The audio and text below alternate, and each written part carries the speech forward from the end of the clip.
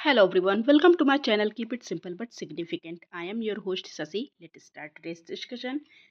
Which of the following are the features of federal form of government? तो federal form of government के features पूछ रहे हैं, कौन कौन से हैं तो देखते हैं. Division of power between the national and regional government, जैसे सेंटर की गवर्नमेंट होती है और स्टेट गवर्नमेंट होती है तो उनके पास डिवीजन ऑफ पावर्स होते हैं, तो ये बिल्कुल ठीक है. रिजिड कॉन्स्टिट्यूशन होता है, बिल्कुल ठीक. कॉन्स्टिट्यूशन में भी सुप्रीम और मे नॉट बी, नहीं, कॉन्स्टिट्यूशन जो होता है वो सुप्रीम होता है, तो ये स्टेटमेंट है गलत. डुअल गवर्नमेंट होती है, बिल्कुल, एक सेंटर में एक स्टेट में. ओके. और कॉन्स्टिट्यूशन आपका जो है वो सुप्रीम होगा और एक रिटन कॉन्स्टिट्यूशन होगा कंट्री का. इसमें करेक्ट ऑप्शन पूछ रहा है, तो कौन कौन सा करेक्ट है? 1, 2 and 4. So the answer is C, 1, 2 and 4. Which of the following writs is issued to prevent a lower court from exceeding its jurisdiction? तो कौन सा रिट इशू होता है जो लोअर कोर्ट को प्रोहिबिट कर लोअर कोर्ट को प्रिवेंट करता है कि वो एक्सीड ना कर सके अपना जुरिस्डिक्शन? तो ये है प्रोहिबिशन. प्रोहिबिशन का मतलब क्या होता है? To forbid. Okay. To forbid का मतलब होता है it is issued by a higher court to a lower court or a tribunal to prevent the latter from exceeding its jurisdiction.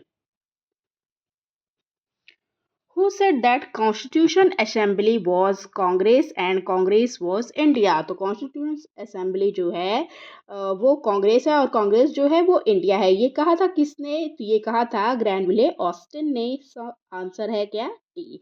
ये एक फेमस हिस्टोरियन थे और इन्होंने इंडियन कॉन्स्टिट्यूशन को सबसे पहली बार बोला था ये एक सोशल डॉक्यूमेंट है. On which date India's Constituent Assembly adopted the national flag of India? तो कॉन्स्टिट्यूएंट असेंबली ने नेशनल फ्लैग अडॉप्ट किया था इंडिया में कब? 22 जुलाई 1947 को. सो द आंसर है क्या? सी. और इसको जो डिज़ाइन किया गया था, ये डिज़ाइन किया गया था, इनका नाम था पिंगली वेंकैया. ओके. पिंगली वेंकैया के द्वारा इसको डिज़ाइन किया गया था और ये एक फ्रीडम फाइटर थे. इन्होंने ब्रिटिश आर्मी में सर्व किया था. On which date the government of India adopted the national anthem of the country? तो गवर्नमेंट ऑफ इंडिया ने अडॉप्ट किया था नेशनल एंथम को कब? 24 जनवरी 1950 को. आंसर है आपका बी. ओके. और नेशनल एंथम है क्या? जन गण मन. 24 जनवरी 1950 को इसको अडॉप्ट किया गया था. A formal rendition of the national anthem takes 52 seconds. Okay. और इसको लिखा गया था रविन्द्रनाथ टैगोर जी के द्वारा. Safeguarding the public property, developing scientific temper and promoting communal harmony comes under which of the following? तो ये कहाँ आता है? फंडामेंटल ड्यूटीज़ में आता है. आंसर है आपका सी. और फंडामेंटल ड्यूटीज़ हमारे कॉन्स्टिट्यूशन के आर्टिकल 51A में दिया गया है. और पब्लिक प्रॉपर्टी की बात होती है तो ये आता है आई में, मतलब 51A आई में. और ये साइंटिफिक टेम्पर की बात होती है, डेवलपिंग साइंटिफिक टेम्पर, तो ये यच में आता है. और प्रमोटिंग कम्युनल हार्मनी ये आता है हमारे ई में. ओके.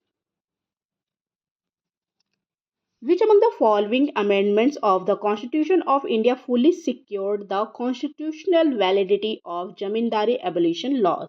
तो कॉन्स्टिट्यूशनल वैलिडिटी मिली थी जमींदारी एबोलिशन लॉज को कब?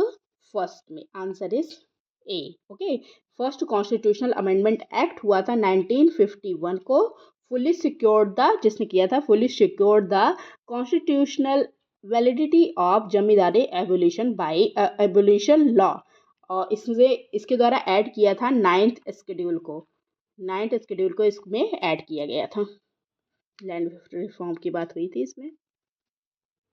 The ideas of liberty, equality and fraternity in the preamble are borrowed from the constitution of which country? तो लिबर्टी, इक्वलिटी और फ्रेटर्निटी की बात होती है कहाँ पे? फ्रेंच कॉन्स्टिट्यूशन में. Answer is a.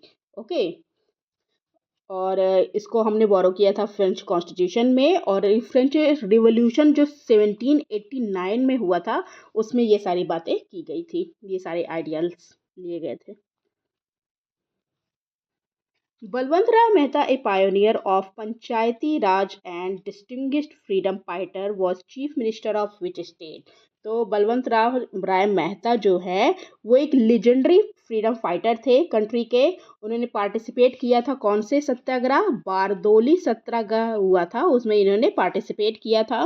और ये chief minister, second chief minister बने थे कहाँ के? गुजरात के। और he is credited for the pioneering the concept of Panchayati Raj institution in India. और इनको कहा जाता है पंचायती राज के father of Panchayati Raj in India.